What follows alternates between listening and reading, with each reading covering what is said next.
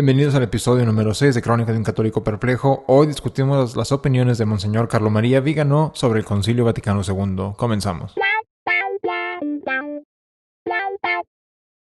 Y bueno, ya como les decía, vamos a hablar hoy sobre Monseñor Carlo María Vigano. Este ya era un capítulo que ya lo tenía preparado hace varios días, pero no se me había hecho grabarlo. Y bueno, ¿quién es Monseñor Carlo María Vigano? En su puesto más conocido fue nuncio apostólico de la Santa Sede en Estados Unidos. ¿Y qué es un nuncio apostólico? Un nuncio apostólico es como un embajador. Se encarga de las relaciones diplomáticas con el país y también se encarga de comunicarse constantemente con los obispos de los países en los que se encuentran los nuncios apostólicos. Y bueno, llegó a la fama globalmente el Monseñor Vigano en el año 2018. En ese verano publicó una carta haciendo referencia a muchos eventos de los que él se había enterado y que había hasta cierto punto encubierto durante su carrera diplomática. Y ella dijo, bueno, ¿saben qué? Ya estoy a punto de morir. Mejor dicho, ya estoy grande, ¿verdad? Ya no soy un joven. Ya no tengo nada que perder y algún día seré juzgado por el Señor. Y bueno, tengo que hablar. Tengo que dejar el silencio y hablar de estos asuntos que no se habían discutido anteriormente.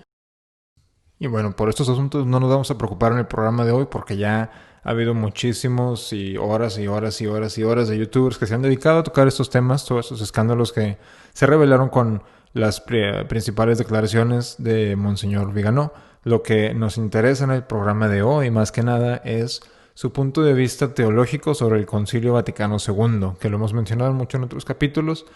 Y es importante escuchar lo que tienen que decir los obispos y los arzobispos, los teólogos, sobre este asunto. Es por eso, más que nada, más que por los otros escándalos, que puedan ir a ver muchísimos otros videos que hay en esos temas, es de lo que vamos a tocar el tema de hoy. La pregunta número 1 es, ¿hay errores en los documentos del concilio?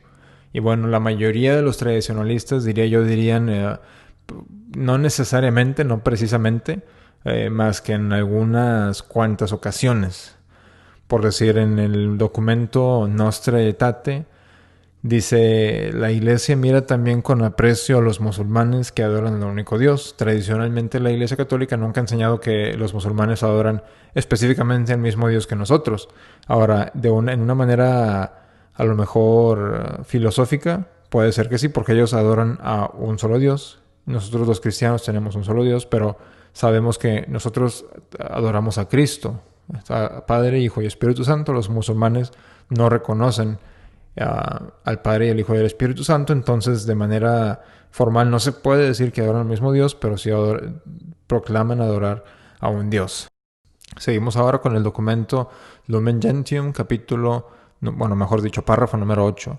Si bien fuera de su estructura se encuentran muchos elementos de santidad y verdad que como bienes propios de la Iglesia de Cristo imperen hacia la unidad católica.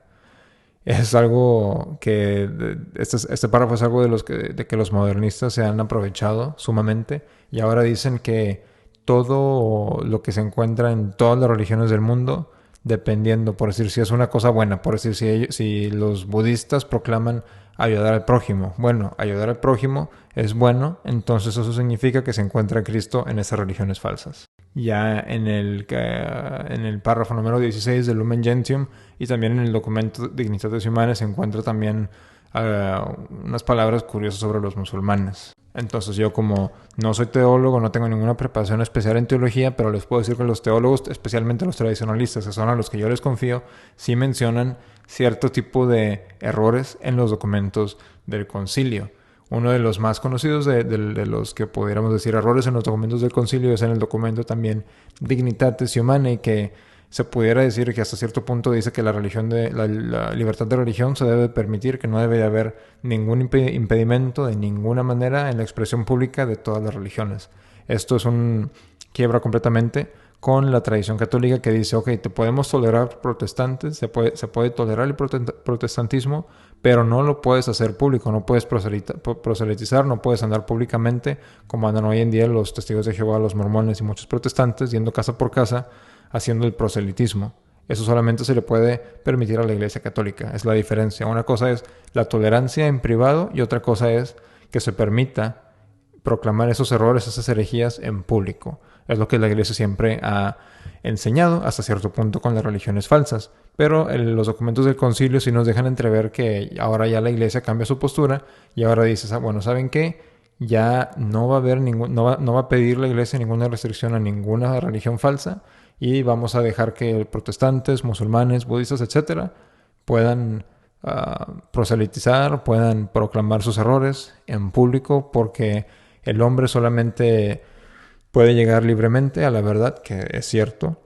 Entonces no puede haber ningún impedimento en la sociedad política, en la sociedad pública, a estas religiones falsas. Como les menciono, eso es un quiebre con la tradición y lo vemos por decir, Monseñor Lefebvre tuvo una reunión con el cardenal Ratzinger en aquel entonces, donde Monseñor Lefebvre le dijo, bueno, Cristo sigue reinando, nosotros seguimos proclamando el reino de Cristo en el cielo y en la tierra, y el cardenal Ratzinger, ya después Benedicto XVI, como que se le quedó viendo medio raro, y dijo, no, ya la iglesia ya no enseña esto. Entonces claramente vemos una ruptura muy clara. Sí habrá teólogos ortodoxos que quieren más o menos defender el documento Dignitatis Humanae, pero la verdad es que, siendo honestos, aunque sí le agregó Pablo VI un párrafo, una línea donde dice que la iglesia sigue sigue enseñando que todo hombre tiene derecho de llegar a la verdad en la religión católica, tiene una obligación, perdón, no encaja el documento, y es lo que vemos mucho en los documentos del concilio, de una ruptura inclusive muchas veces en los mismos documentos. En el mismo documento se puede ver que claramente fueron 2 autores o 3 o 4 o 5 o 6 o más distintos, con puntos de vista que están en contraste uno con el otro, como lo platico en el documento Dignitatis Humanae.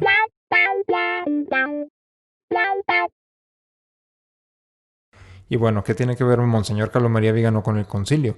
Él no estuvo presente, no fue parte del concilio, pero últimamente, en los últimos meses y ya años, se han hecho los argumentos de que se debe de regresar a los documentos del concilio e ir punto por punto corrigiendo los errores que pueda tener. Al contrario, Monseñor Carlo María Vigano dice que no es posible esto, que el concilio debe de ser completamente olvidado y descartado 100% de la historia de la iglesia. Esto suena duro y difícil, pero como lo hemos hablado en otros capítulos también, y lo seguiremos platicando, lo que más ha hecho daño a la iglesia no es solamente lo que dicen los textos del concilio, sino es el llamado espíritu del Concilio Vaticano II. Esto es lo que más ha dañado a la iglesia. Y ahora una vez estaba platicando con un obispo y le había hecho la pregunta, era un foro público, le había hecho la pregunta de que si la religión católica era la única religión que mandaba a Dios, y no quiso contestar esa pregunta. Era un foro interreligioso y yo fui a ver qué onda, y ya después del evento me acerco al obispo y le digo, Su Excelencia, me hubiera gustado como católico que hubiera contestado esa pregunta que le hice, porque él sabía que yo había puesto esa pregunta, y me dice, bueno, pero no es lo que enseña el concilio. Y le digo, ¿cómo que no? Y me dice, no, es que el concilio dice que los judíos siguen siendo el pueblo elegido de Dios. Y yo me saqué de onda, le dije que cómo, y me dice, no, nada de cómo, sí lo dice el concilio. Eso fue lo que me dijo. Y bueno, esto es una ruptura no solamente con lo que enseña nuestro Señor Jesucristo, pero con toda la tradición, toda la historia de la iglesia, todos los santos, etcétera, etcétera, etcétera. Y este es el problema con el concilio. Es por eso que el Monseñor Vigano dice, se tiene que olvidar, se tiene que tirar a la basura básicamente, porque es una fruta mala que no deja de dar malos frutos a la iglesia. Perdón, es un árbol malo que no deja de dar mala fruta y no puede dar buen fruto a la iglesia. Y ahora la pregunta es para los obispos, ¿verdad? La pregunta que le hacemos como laicos es ¿cuál va a ser la decisión? Porque es claro que hay una ruptura. Tenemos también al obispo auxiliar de Los Ángeles, Bishop Barron, conocido en inglés, que dice que el concilio fue el triunfo de la nueva teología sobre la teología conservadora en el concilio. Esto lo dice en sus propias palabras, no le estoy inventando nada, pero bueno, ahora la pregunta pudiera ser, ¿cuál es la teología nueva? La teología nueva, en síntesis, es modernismo, es que se enseña en el modernismo que la experiencia interior de una persona, de ahí comienza a conocer a Dios. Cuando la religión católica enseña que Dios nos reveló una religión y nosotros tenemos que ir creciendo en conocimiento de esa religión revelada por Dios que no cambia, mientras el modernismo que se evidencia mucho en las escrituras por decir de Juan Pablo II. Dice, no, es que lo que tú sientas primero, ese sentimiento que tú tienes es de Dios, y a donde te lleve puede ser también de Dios. Si ese sentimiento te lleva al protestantismo, bueno, hay elementos de Cristo en el protestantismo, que es falso, pero es lo que enseña el modernismo, entonces puede ser bueno. Eso es lo que enseña el modernismo, que lo toma completamente la nueva teología, más muchas más herejías que no tengo tiempo para dárselas todas aquí, las pueden buscar ustedes. Claro, también como parte del concilio fue el cambio a la misa. No necesariamente, no solamente cambio, fue un misal completamente nuevo, es una misa completamente nueva, inventada, más aparte todos los ritos de los sacramentos, todititos los ritos de todas las bendiciones. Y pues uno que me resalta a mí mucho personalmente es el rito del bautizo. Lo cambiaron, le quitaron exorcismos, lo hicieron más ecuménico, y ahora los protestantes sin problema pueden celebrar básicamente el mismo rito del bautizo. Y ahora también cabe mencionar que los protestantes, cuando se promulgó la misa nueva con el espíritu del Concilio Vaticano II, los protestantes dijeron, bueno, finalmente tenemos los protestantes una misa que podemos celebrar al lado de los católicos. Entonces podemos ver que los protestantes ellos mismos admiten que la misa nueva es católica, y la misa nueva no fue promulgada por el concilio, pero fue promulgada por órdenes del concilio en el documento Sacrosanctum Concilium. Ese documento dice que hay aspectos en la misa que son repetitivos y que se tienen que eliminar del nuevo misal en el que se trabajaría ya después del concilio. Monseñor Bonini, que fue el secretario de esa comisión, cuando estuvieron trabajando en el documento original, que fue el documento Sacrosanctum Concilio, para presentarlo al concilio, dijo, no hay que tener todo lo que queremos hacer, todas nuestras metas en el documento del concilio, sino ya sabemos lo que queremos nosotros y lo vamos a obtener después del concilio. Sabía que la agenda era tan radical que los padres del concilio no lo iban a aceptar y lo tenían que esconder hasta cierto punto, y lo lograron. Nos dejaron con una misa protestante, una misa que no le queda nada de católica, más que el nombre, y ya el nombre se lo están casi quitando en muchos lugares. Ya es una misa ecuménica, ya se permiten todo tipo de abusos. Y todo esto es parte del espíritu del Concilio Vaticano II. Y bueno, con esto llegamos al final del programa. Ya en el futuro iremos hablando un poco más de lo que es la misa tridentina, que es la misa tradicional, la misa de San Gregorio Magno. Tiene muchos nombres porque así de antigua es. Y vamos a ir repasando un poco más las diferencias sobre lo nuevo contra lo tradicional, y por qué lo nuevo no es católico, lo tradicional es lo que tenemos que conservar para las generaciones que vienen. Y así llegamos al final del episodio. Si les gustó el programa, por favor denle like, compartan y suscríbanse al canal. Mi nombre es Alberto, viva Cristo Rey y Ave María.